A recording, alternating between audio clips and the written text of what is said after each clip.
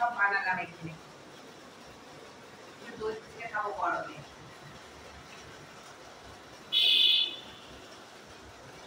দারুণ।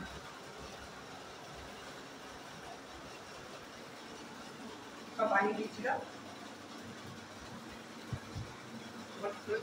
তোর মুখে ঢুকিয়ে দিই। তোর মুখে একটা ঢুকিয়ে দিই, ঘোরাও ঘোরাও। খাও।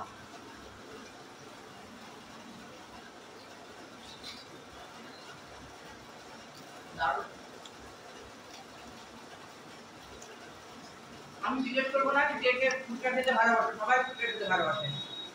আমার হাজবেন্ড খায় না, দই ফুচকাটা খায়। ওইটা হচ্ছে দই ফুচকা নিয়ে আসতাম।